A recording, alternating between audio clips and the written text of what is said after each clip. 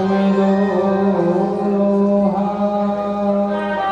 बोलिए गजानन भगवान की, सद्गुरुदेव भगवान की। आइए, कथा का आज षष्ठम दिवस, छठा दिन चल रहा है, प्रारंभ होने जा रहा है। प्रवेश करने से पहले मन वाणी को पवित्र करने के लिए दो क्षण भगवान का संकीर्तन भाव और प्रेम के साथ सभी ताली बजाकर भगवान का संकीर्तन करेंगे। ओम नमः शिवाय, ओम नमः शिवाय, हरे हरे बोले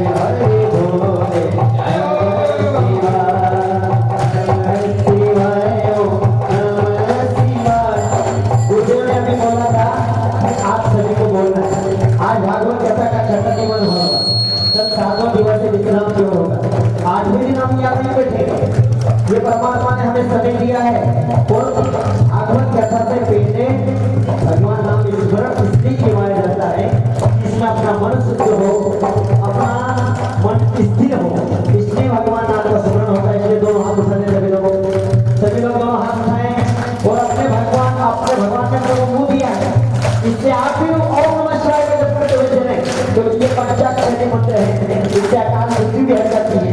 इसलिए बोले ओम नमः शिवाय, ओम नमः शिवाय, नमः शिवाय, नमः शिवाय।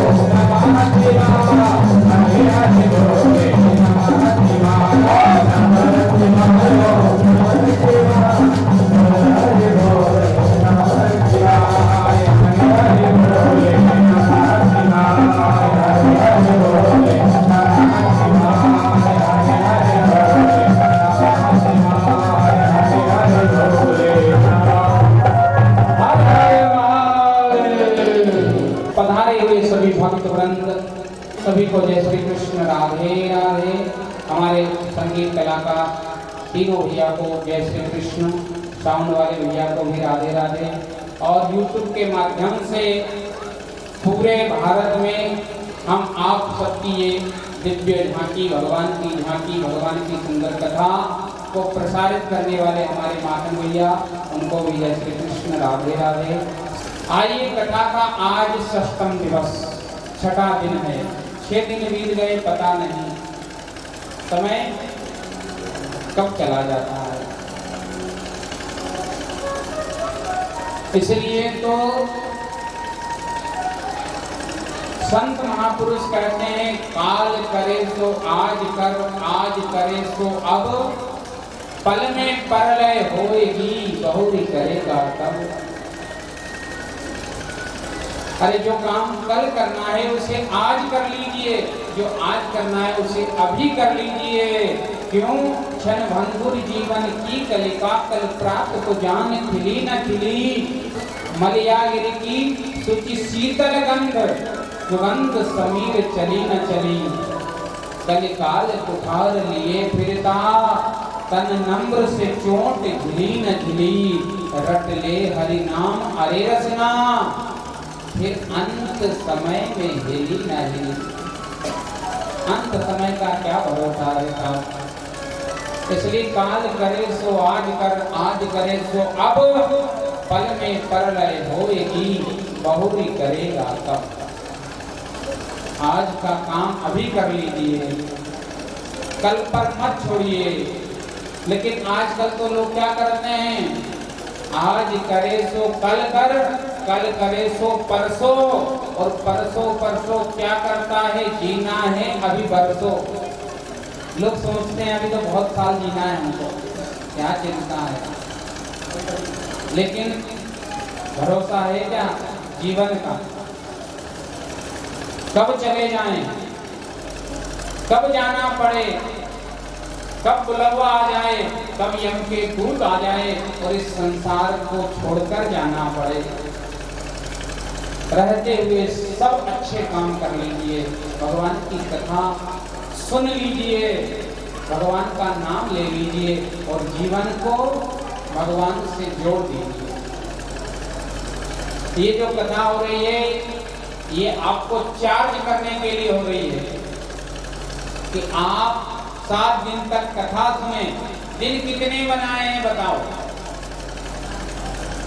7 दिन है ना, तो सातों दिन सुधार लें, फिर कभी भी मृत्यु होगी तो हम भगवान के लोक को जाएंगे। अपनी कथा किस दिन से शुरू हुई? पटवारी साहब किस दिन से हुई आपको याद होगा?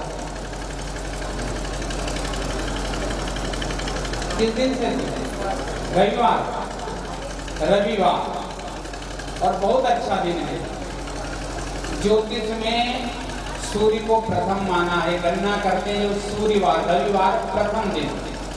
तो हमारा प्रथम दिन था सूर्यवार, रविवार के दिन। रविवार से चालू हुई पूर्णाहुति कब है?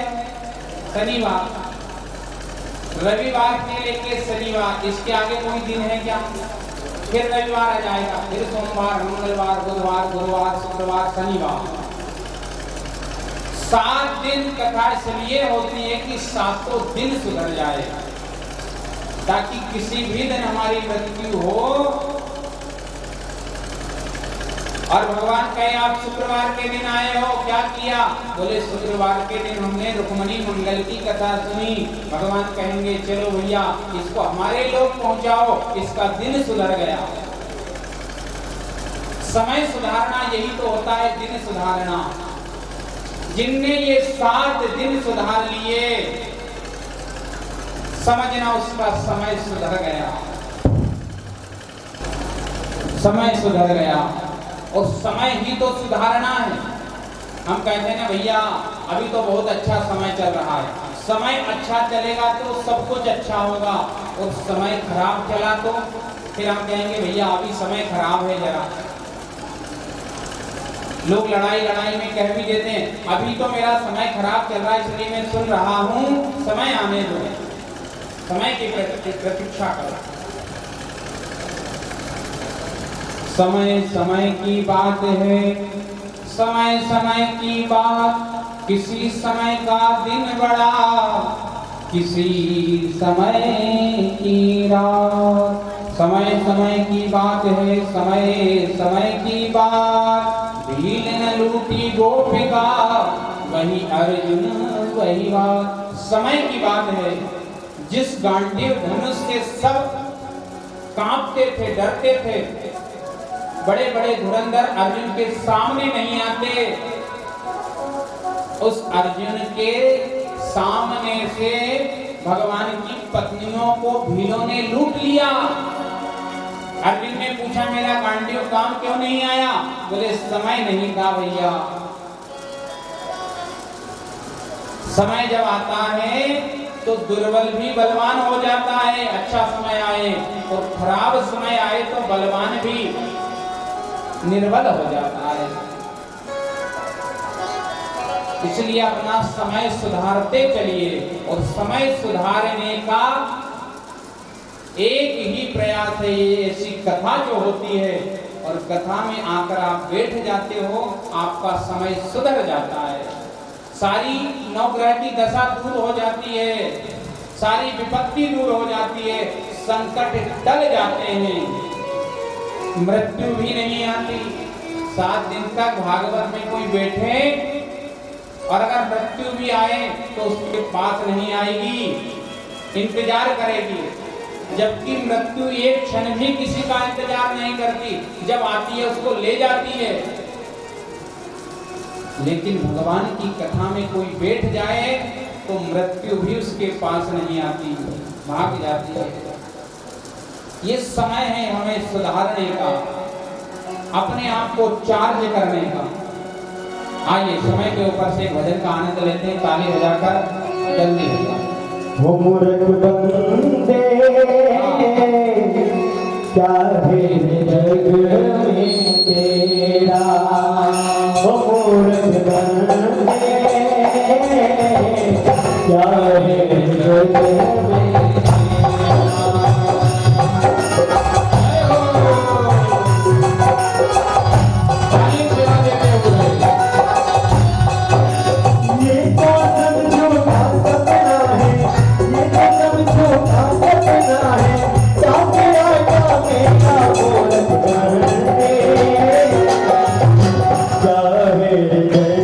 Yeah.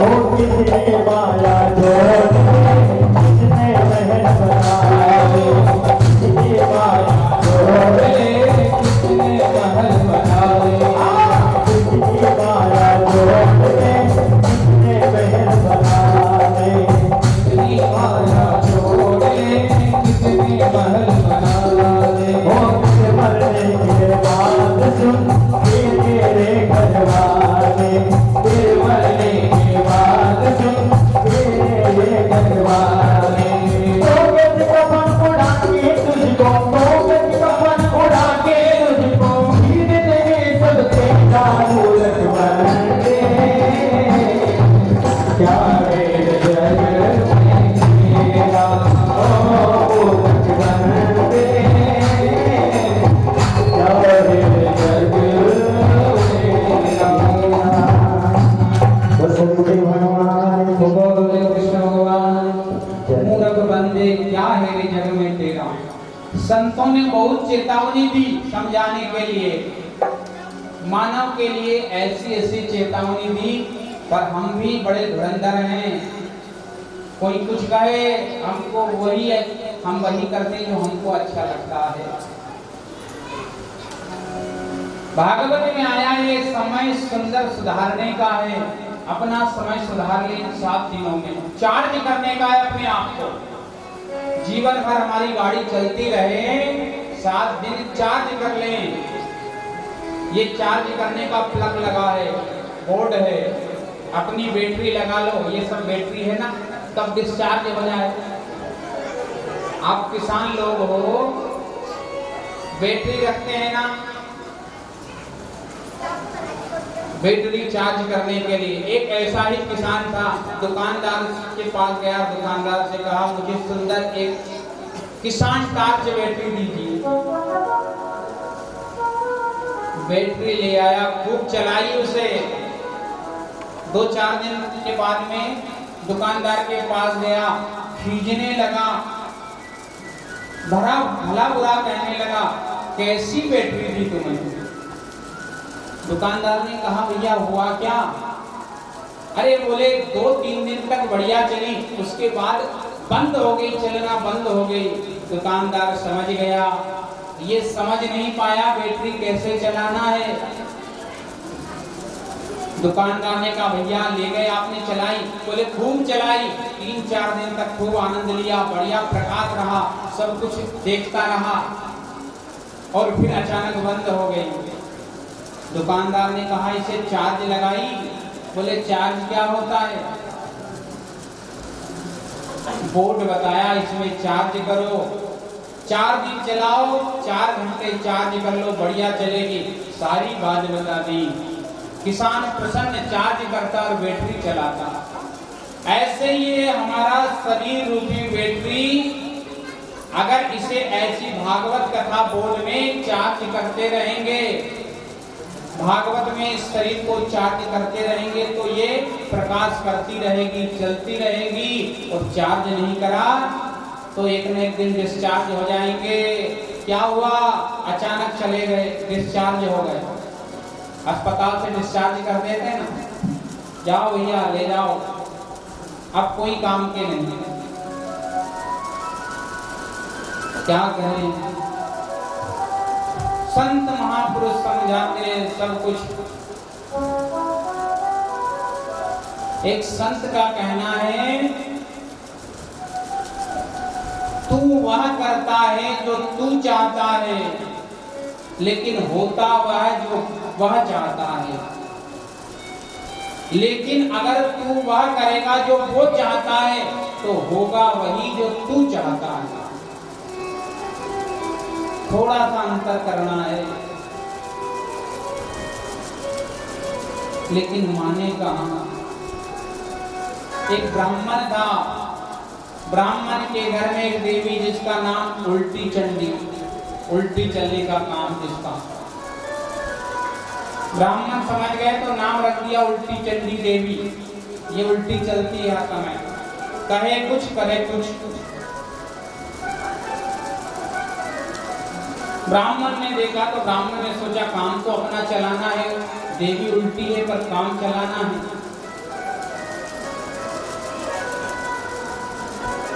देवी से कहे, देवी आज तो सुंदर पकवान खाना है। तो पति कहे, पकवान की देवी दे 2-3 दिन की सूखे टिक्कट रोटी लो खा लीजिए, क्योंकि नाम उल्टी चंडी है, काम भी वैसा है। पति जान गया कि उल्टा बोलना पड़ेगा।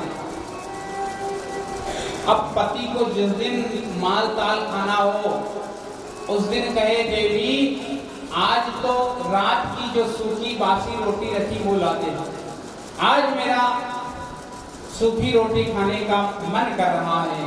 तो देवी सुंदर सुंदर पकवान बनाए और पकवान बना के अपने पति को जिमाए। पति प्रसन्न। ये देवी ऐसी है कि सीधा बोलेंगे उल्टा करेगी, उल्टा बोलेंगे सीधा करेगी, काम तो चलाना है। पति ने वही किया। एक दिन एक जजमान भोजन के लिए आया, पंडित जी आज जोड़े से हमारे यहाँ भोजन करने आ जाना। पंडित जी ने कहा, भैया ठीक आ जाएंगे। बोले अंदर। पंडितानी से भी बोलने। पंडित जी ने कहा, अंदर मत जाना भैया, नहीं तो भोजन करने नहीं आ पाएंगे। मैं मेरे हिसाब से बोल दूंगा, क्या करना है, मेरी देवी को मैं जानता हूँ। जजमान ने कहा, पंडित जी आप भोजन के लिए जरूर आना जोड़े से, आज हमारे दादाजी की श्राद्ध है। श्राद्ध में ब्राह्मण भोजन करवाते हैं ना। श्राद्ध पक्ष आ रहा है अभी।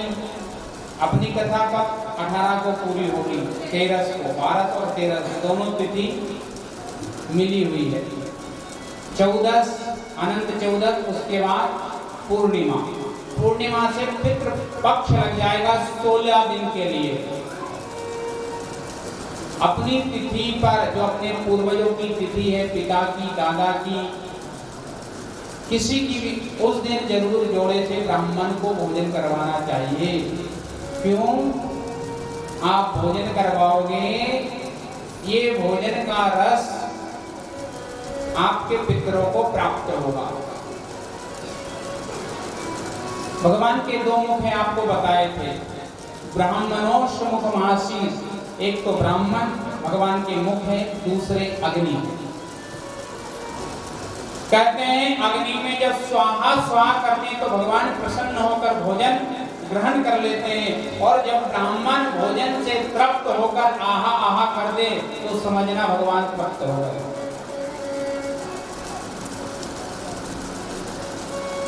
जजमान ने कहा, आप ब्राह्मण देवता हमारे घर में आना। पंडित जी ने कहा, मैं अपनी पत्नी को समझा दूंगा। समय कब आना है? 11 बजे। ठीक है, 11 बजे आपके घर भोजन करने आ जाएंगे। पंडित जी अंदर गए। पंडितानी ने कहा, देवी आज एक जजमान निमंत्रण देने आया था, पर मैंने मना कर दिया। किसी के घर का क्या खाना, अरे तुम्हारे हाथों का जो भोजन बनता है उसका क्या कहना। देवी जब तुम भोजन बनाकर देती हो तो मैं तृप्त हो जाता हूँ, और किसी के हाथ का भोजन तो मुझे अच्छा ही नहीं लगता। अब ये तो उल्टी चंडी थी, बोल पड़ी, अच्छा रात दिन मुझे ही परेशान करोगे और किसी के यहाँ नहीं जाओगे। आज तो जरूर हम भोजन करने जाएंगे, काम कर करके मैं थक चुकी हूँ, हम जरूर भोजन करने जाएंगे। पंडित जी ने सोचा काम बन गया। चलो 11 बजे जजमान के घर पहुंच गए, भोजन किया, तृप्त होकर आ गए। पूर्णिमा का दिन आया, लोग नर्मदा नहाने के लिए जाने लगे। पंडित जी ने सोचा कितना पावन दिन है, आज अगर नर्मदा का स्नान हो जाए तो क्या कहना, और जोड़े से क्या बात। पंडित जी ने सोचा देवी से कहेंगे तो देवी मानने वाली नहीं है, तो पंडित जी उल्टा बोलने लगे। बोले आज गांव के सारे लोग नर्मदा में स्नान करने जा रहे हैं, पर हमको नहीं जाना है। क्या होता है, ठंडा पानी है, गंदा पानी है, हम तो घर नहाएंगे। देवी बोल पड़ी, जब से तुम्हारे घर आई हूँ काम ही काम, कहीं घुमाने तक नहीं ले जाते। आज नर्मदा जी की बारी आई तो उसमें मना कर रहे हो, आज हम जरूर स्नान करने जाएंगे। पंडित जी ने कहा काम बन गया। दोनों चल दिए, नर्मदा में पहुंच गए। नर्मदा देखकर पंडित जी तो अपने ध्यान में लग गए, संध्या पूजन करने लगे। और भूल गए, भाव विभोर हो गए कि अपनी देवी उल्टी चलने वाली है, उल्टा बोलेंगे तो सीधा करेगी। पर भाव में इतने विभोर हुए कि भूल गए, सीधा ही बोल दिया, देवी ज्यादा पानी में मत जाना, थोड़े थोड़े पानी में स्नान कर लेना। अब देवी तो उल्टी चंडी थी, अब तो कहा मैं बीच नर्मदा में ही जाऊंगी, बीच नर्मदा में पहुंच गई। अब तैरते तो आता नहीं, गोविंदाय नमो नमः हो गई, देवी चले गई। पंडित जी का ध्यान टूटा, विचार किया देवी कहाँ गई, समझ में आ गया उल्टा बोलना था, सीधा होता, लेकिन सीधा बोल दिया, जरूर बीच नर्मदा में गई होगी। तो पंडित जी खोजने लगे, ढूंढने लगे। अब पंडित जी तो जानते थे मेरी देवी कैसी है, तो पंडित जी किधर ढूंढते हैं, जिधर नर्मदा ऊपर की ओर, पंडित जी ऊपर ही ऊपर ढूंढते, ऊपर। लोगों ने कहा पंडित जी पागल हो गए, अरे नर्मदा में कोई चीज बहती है तो नीचे जाती है, पंडित जी ऊपर देख रहे हैं, क्या बात है। लोगों ने कहा पंडित जी आपकी पत्नी नीचे बहकर गई होगी। पंडित जी ने कहा मेरी देवी कभी सीधी नहीं चलती, सदा उल्टी चलती है, मैं जानता हूं।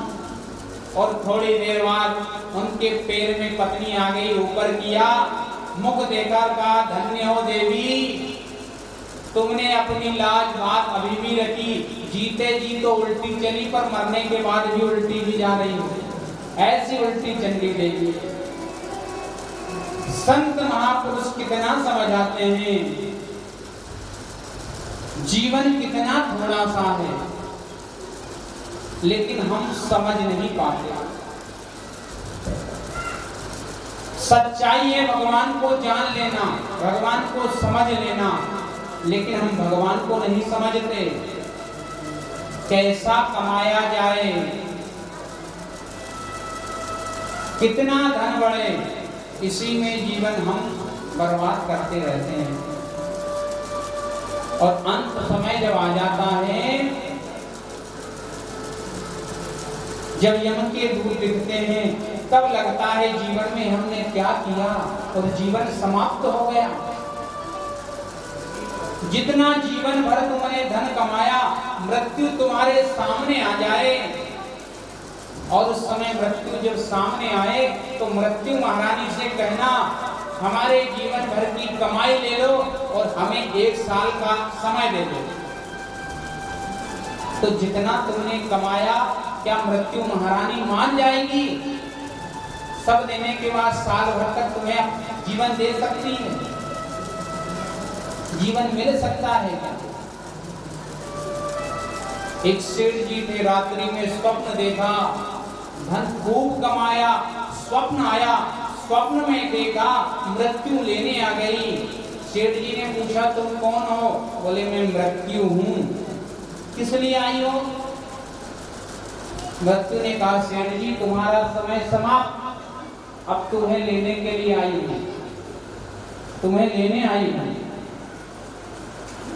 सेठ जी ने कहा अभी तो मेरा बहुत सारा काम पड़ा है, बच्चों का विवाह नहीं हुआ, बहुत सारे सौदे कर रखे हैं, बहुत सारी जगह ले रखी है, उनके आधे पैसे दिए हैं, आधा देना है, थोड़ा समय दो।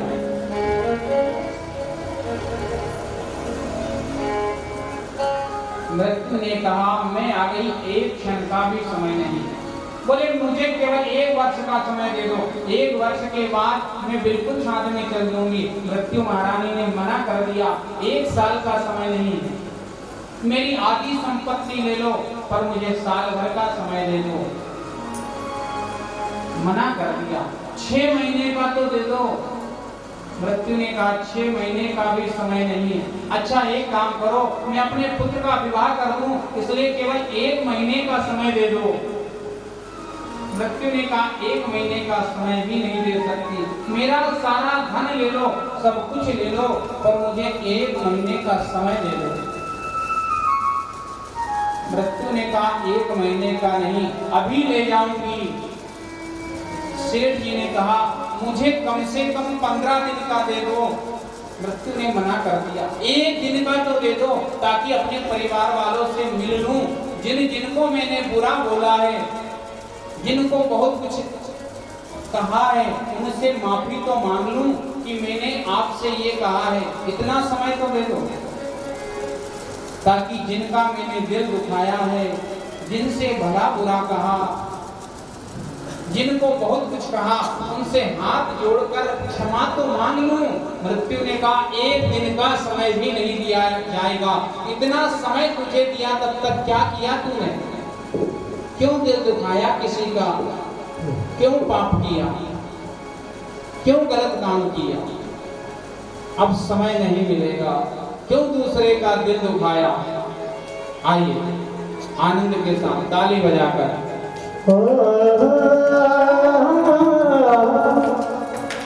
तूने जो कमाया है, तूने जो कमाया है, तूने जो कमाया है, दूसरा दिखाएगा।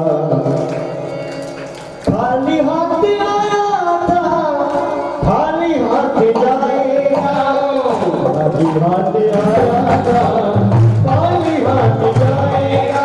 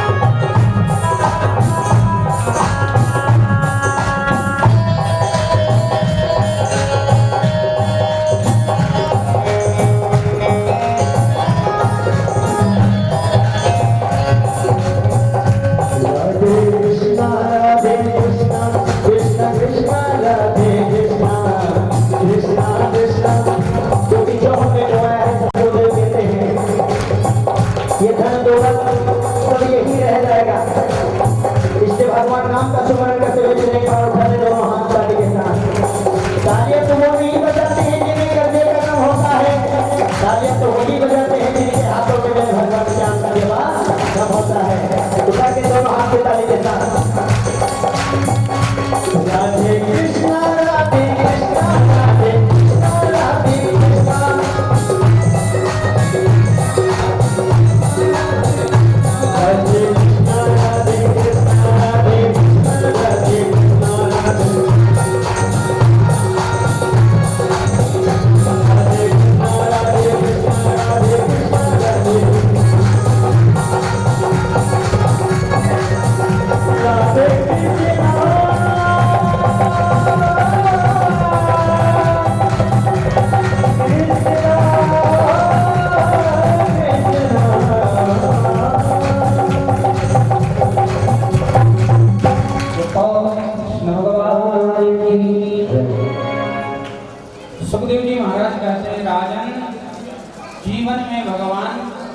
का साथ ही हमेशा काम आने वाला है, अन्यथा सब कुछ यही रह जाएगा, सब कुछ नष्ट होने वाला है, रहने वाला है हमारा सब कर्म।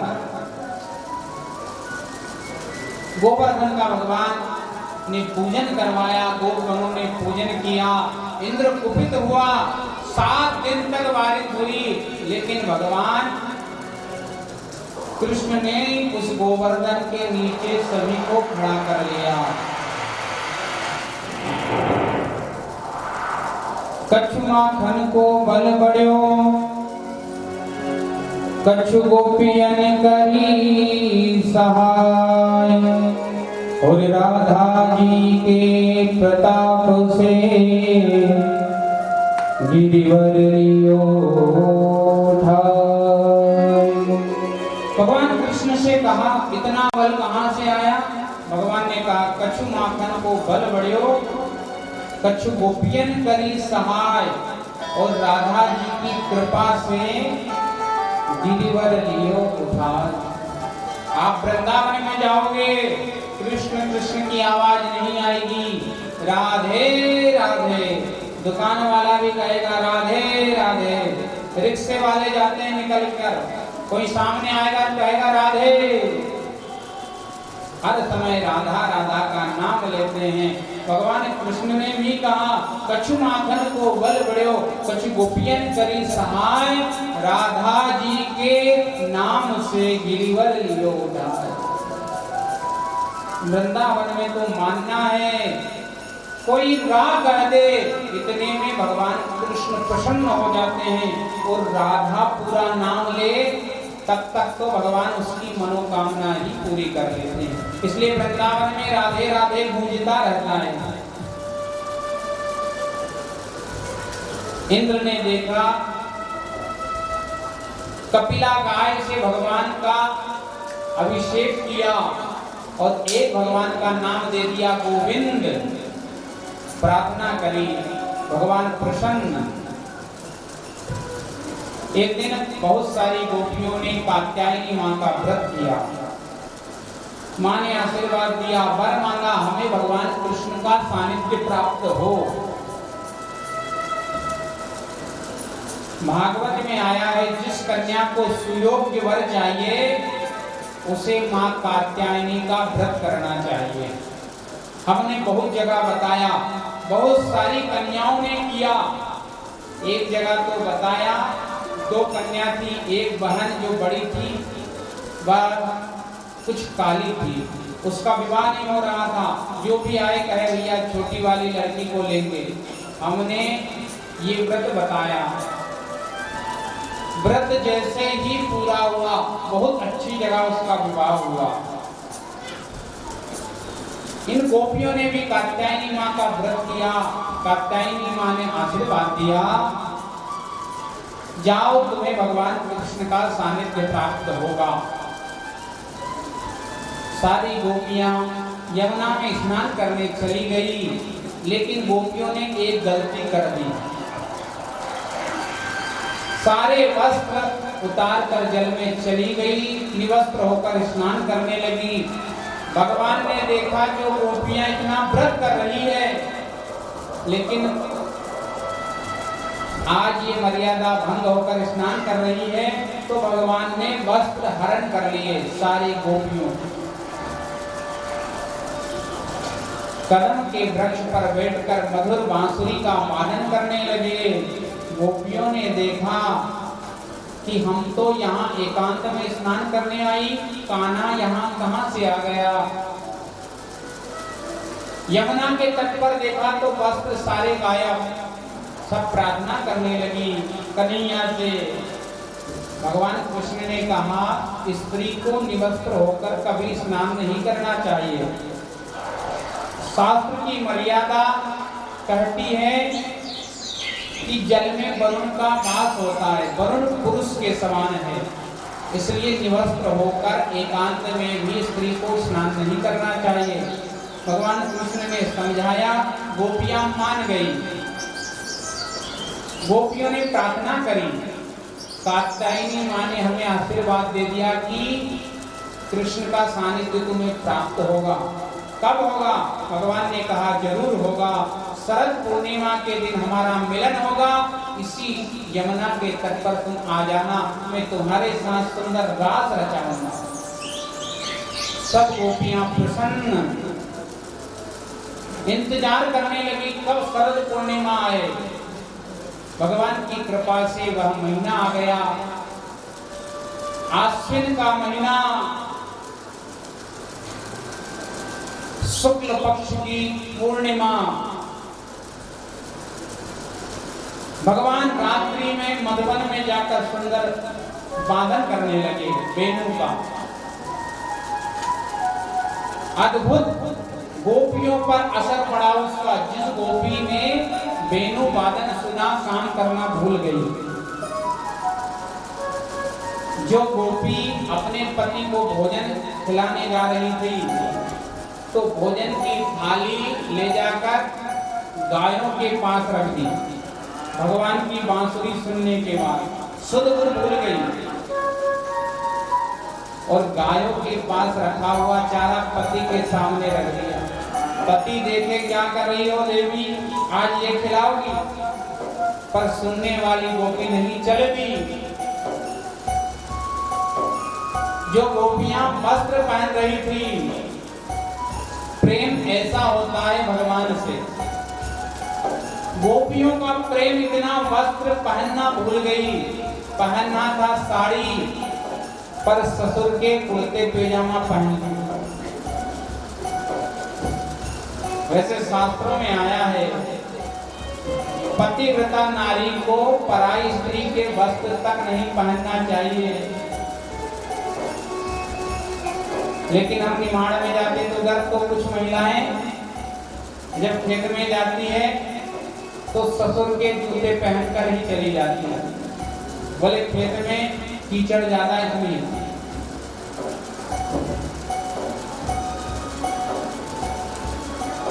जो गोपियां श्रृंगार कर रही थी, श्रृंगार करना भूल गई। जिस आंखों के काजल को आंख में लगाना चाहिए उसे होठों पर लगा लिया, होठ की लाली आंख में। इस प्रकार का अद्भुत श्रृंगार करके गोपियां चली भगवान से मिले। भगवान तो इंतजार कर रहे थे। जैसे ही गोपियां पहुंची, भगवान ने सभी गोपियों से कहा, देवियों क्या बात है, आज रात्रि में आप यहाँ क्यों आई? स्त्रियों को रात्रि में अकेले नहीं आना चाहिए। गोपियों ने कहा, कान्हा एक तो बुलाते भी हो, ऊपर से ताना भी देते हो, तुमने तो बुलाया। भगवान ने कहा, मैंने कैसे बुलाया? बोले तुम्हारी इस वेणु में तुमने ऐसी फूंक मारी कि हम सुध बुध भूल कर तुम्हारे पास चली आई। सुखदेव जी महाराज कहते हैं सारी गोपियां आ गई, राधा रानी भी आ गई, लेकिन यहाँ आने के बाद सारी गोपियों को राधा रानी को अभिमान आ गया। किस बात का? अरे देखिए, जिससे ब्रह्मा इंद्र आदि मिलने के लिए तरसते हैं, आज वह हमसे मिलने के लिए यहाँ हमसे पहले आ गया। भगवान जान गए इनको अभिमान है। भगवान का कहना है मुझे सब कुछ आ जाता है, पर अभिमान तो बिल्कुल भी अच्छा नहीं लगता। मेरे भक्त को थोड़ा भी अभिमान आ जाए, मैं तुरंत समाप्त कर देता हूं उसका अभिमान।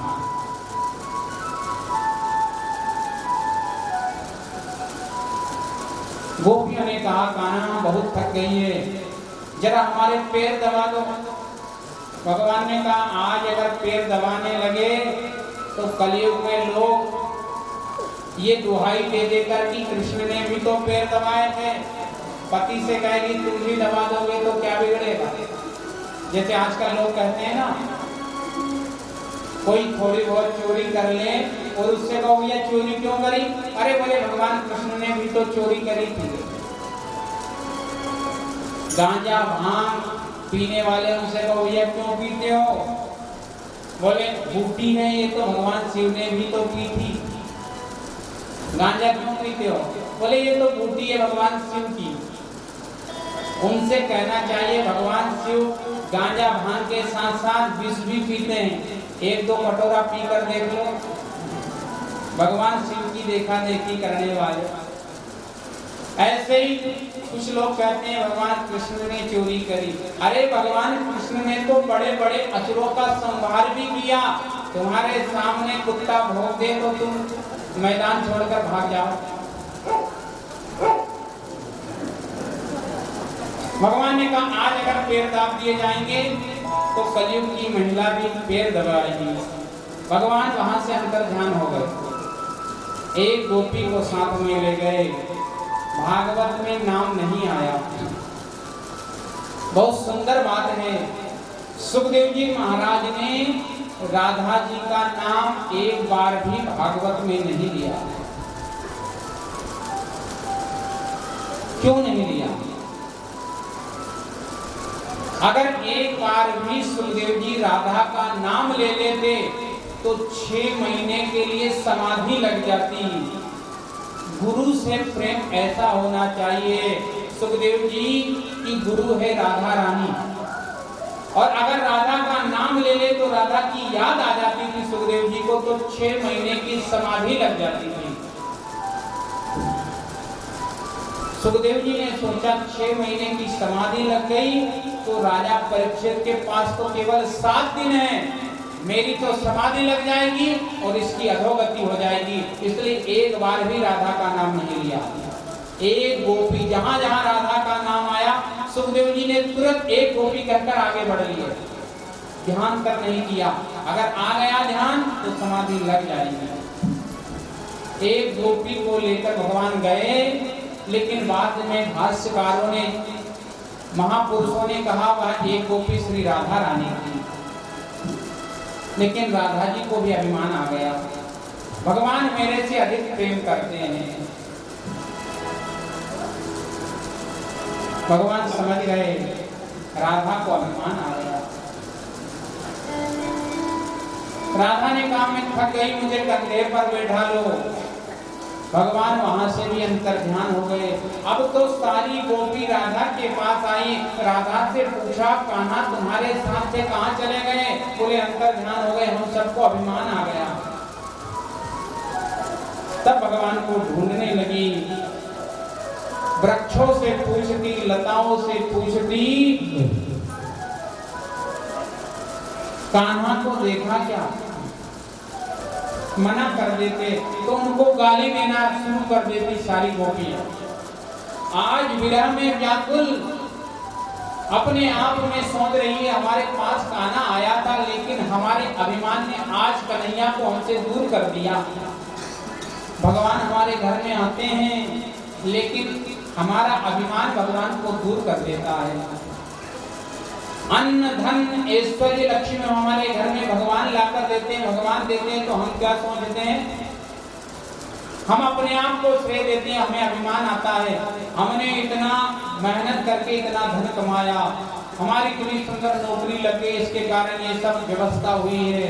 हमने इतनी मेहनत करी इसलिए सारे घर में व्यवस्था है, गाड़ी है, सारी व्यवस्था है, हमारी इतनी चलती है, सब लोग हमें जानते हैं। भगवान समझते अभिमान आ गया तो भगवान धीरे से अपना हाथ हटा लेते हैं। भगवान का हाथ हटा, कहते हैं ना, आपने देखा हाईवे पे लिखा रहता है नजर हटी दुर्घटना घटी। ऐसे ही भगवान की हमारे ऊपर से नजर हटी, कोई ना कोई दुर्घटना घटी। गोपाल कृष्ण भगवान। गोपियों ने देखा, समझ गई भगवान ऐसे नहीं आएंगे। कैसे आएंगे भगवान? कैसे मिलते हैं? संसार में घूम आना, सारे तीर्थ व्रत कर जाना, लेकिन जब तक अपने हृदय में भगवान का ध्यान नहीं करोगे, एकाग्र मन से भगवान को याद नहीं करोगे, जब तक अपने हृदय में करुणा नहीं लाओगे, तब तक भगवान नहीं आ सकते। आप कुछ भी कर लेना, हृदय में करुणा लानी पड़ेगी जल्दी। दिन में शाम को बिठा के उमर करके दोनों आंखें पूजा करूँगी तेरी होंगे रहूँगी तेरी पूजा करूँगी तेरी होंगे रहूँगी तेरी।